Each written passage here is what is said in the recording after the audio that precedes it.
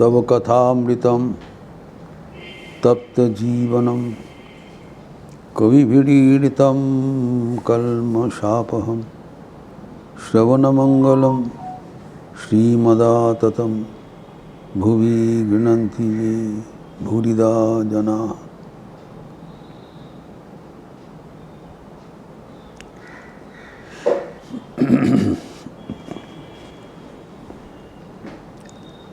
मन को कैसे लक्ष्य के अभिमुखी रखा जाए, how the mind can be goal oriented, उसके लिए जो आनुषंगिक साधन है उसका विस्तार हो रहा था।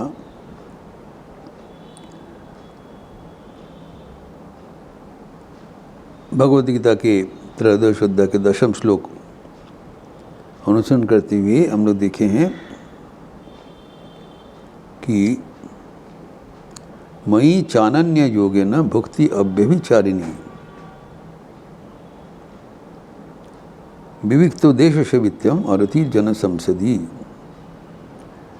तो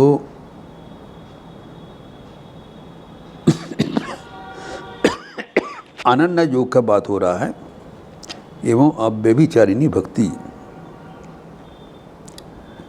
अनन्य मतलब न अन्य।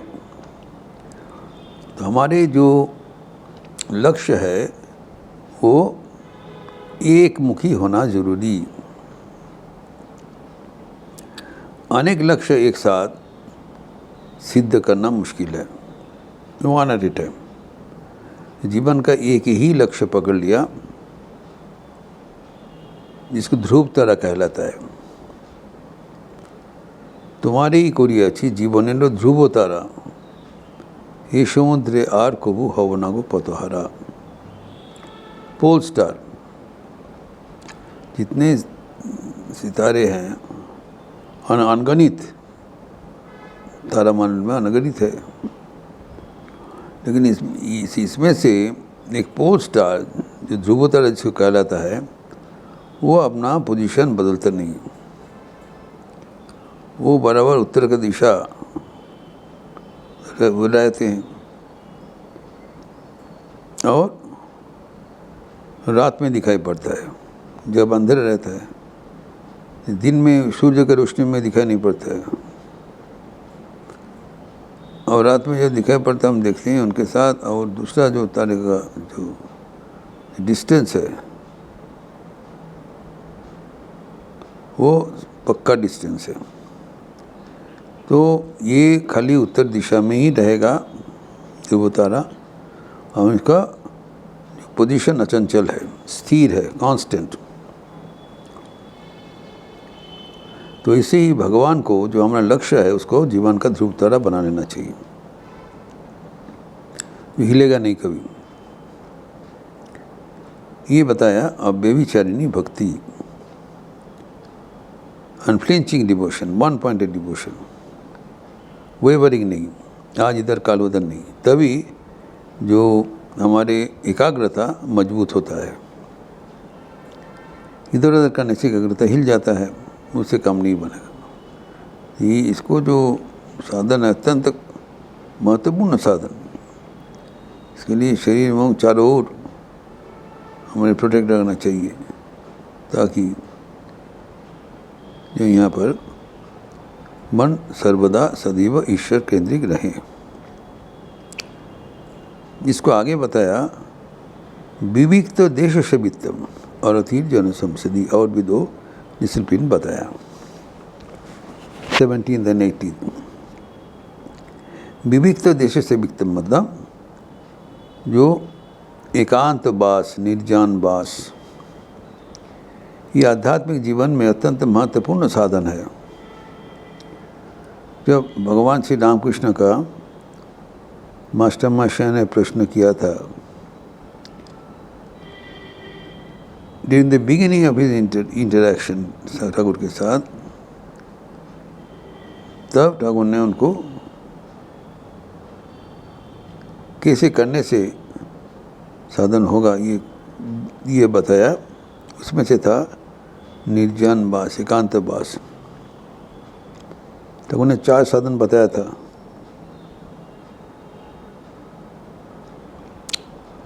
सदसद विचार एवं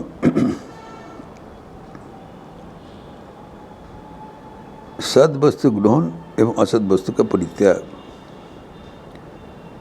एकांतवास एवं सदैव नाम गुण कीर्तन। एकांतवास के ऊपर ठाकुर बहुत जोर दिया था। यहाँ पर भी बताया विविक्तो देश से वित्तम, जहाँ पर बहुत कलरव है, योजना है, तो मन को स्वाभाविक स्वप्न विविक्त हो जाता है, तब इसको करना चाहिए।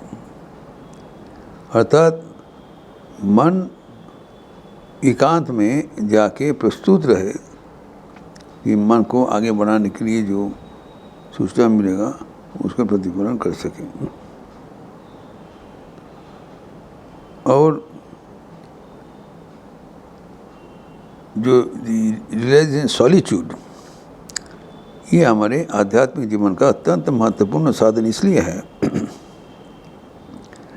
कि जो कहा जाता है man is a social being, लेकिन जो हमारे आध्यात्मिक जीवन है वो एकमात्र परमात्मा के साथ ही युक्त है। इसलिए बताया इसके पूर्ववर्ती साधन में अव्यभिचारिणी भक्ति, 1 to 1, हमारे सारे संपर्क सिर्फ एकमात्र परमात्मा के साथ ही है, दूसरा किसी का नहीं। जब हम अनेक व्यक्ति के साथ रहने चाहते हैं, अनेक के साथ हमारा मतलब होगा, इंटरेक्शन होगा, लेकिन हमारा दूसरा किसी से परमात्मा के छोड़कर, भगवान को छोड़कर किसी के साथ उनको मतलब नहीं रहेगा। अगर मतलब ही नहीं रहे तो उनका संग करने का हमारा कुछ कातरता, आकुलता नहीं होगा। लेकिन साधारणतः क्या देखा जाता है, we become upset when we have no one around us। हम वो अकेलेपन का शिकार बन जाते हैं। That is the tragedy। हम अकेले नहीं रह सकते, नहीं रहना चाहते हैं। You always need continuous this company of others to keep ourselves going, to keep ourselves happy, which is wrong। ये जो जागतिक जो आनंद है, सुख है, जो दूसरा किसी के संपर्क के साथ मिलता है, वो तात्कालिक है, क्षणिक है, बराबर नहीं रहेगा।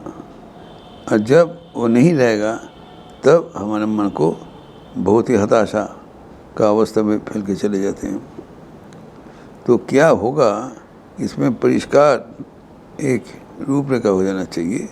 ये काम हम करने चाहते हैं, तब उसको आगे हम लोग निर्णय करेंगे। लेकिन वर्तमान में हमें क्या करना है कि we should keep some time in your life in solitude. Thakur एक उदाहरण देके इसको समझाते थे। वो कहा करते थे कि अगर तुम दही बनाना चाहते हो तो हम क्या करते हैं, दूध को उबालकर उसमें जामुन देकर एक जगह में छोड़ देना चाहिए। अगर आप हर वक्त वो दूध को हिलाते डुलाते रहोगे, दूध की हड्डी को, कभी दही नहीं जमेगा। It's a natural process. We have to leave the milk in solitude without disturbing, इसी दही बनता है।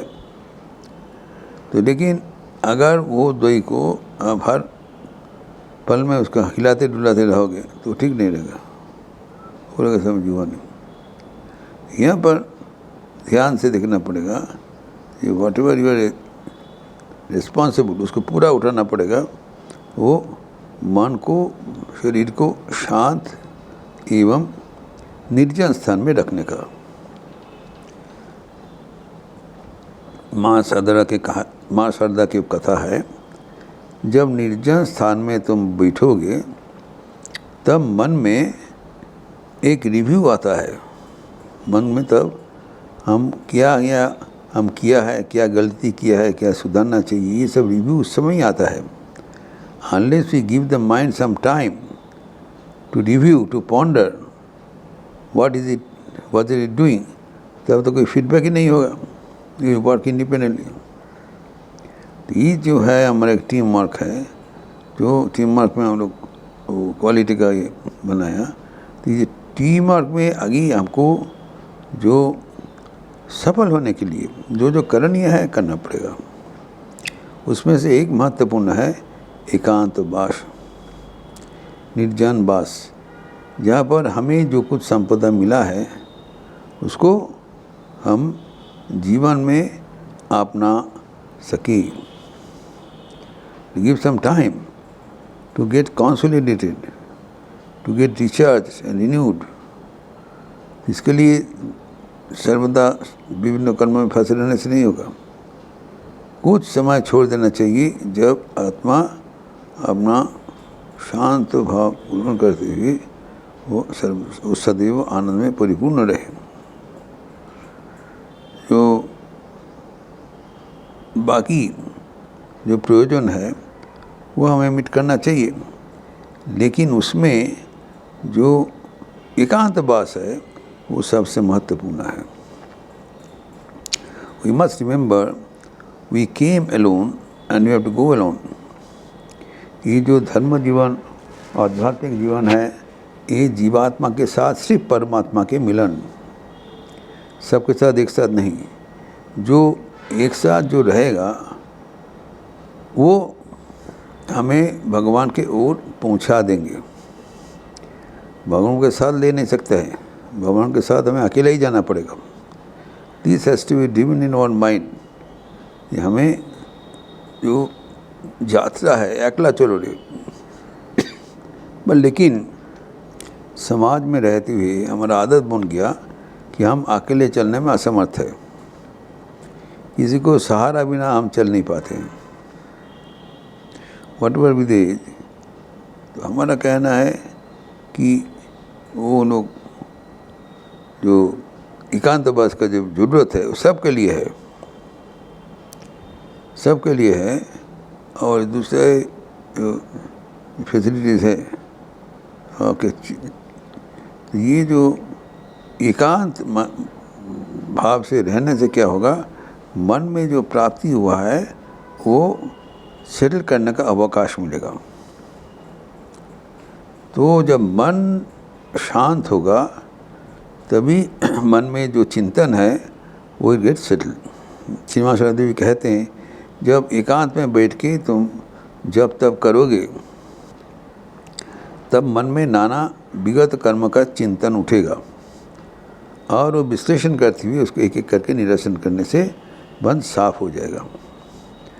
तो मन में जो विशृंखला है, मन में जो अशांति है, वो संक्षिप्त रूप से जानने के लिए मन को समय देना पड़ेगा। जिससे हम मन को एक समय देते हैं, उस समय में भी जो मन का जो होश है ये हमारे भीतर फैल जाएगा। तो हमारे जो देख लेंगे, तो हमारा जो विविक्त देश से विक्तम जो कहा है, जो निर्जन वास, एकांत वास, we must integrate it in our spiritual life. This is must. जब हम एकांत वास में हमारा रुचि पैदा होगा तब हमें जो ईश्वर केंद्रित मन बनेगा। एक चीज़ याद रखना चाहिए, सिर्फ एकांत में रहने से ही एकांतवास नहीं होता है। मन को प्रस्थिति रहना चाहिए। एकांतवास को सफल करने के लिए मन की भी प्रस्थिति होना जरूरी है, जिसका विस्तार हम अगले दिन करेंगे। ओम शांति शांति शांति। हरि ओम तत्सत। श्री राम कृष्णार्पणमस्तु। आज मंगलवार का अवसर है। संध्यारती के उपरांत हनुमान चालीसा होगी। आप सबका स्वागत है। आज सीता नवमी भी है, सीता का आविर्भाव तिथि। उस अवसर पर हम लोग सब हनुमान चालीसा गाएंगे। अच्छा रहिए, स्वस्थ रहिए, आनंद में रहिए। नमस्कार।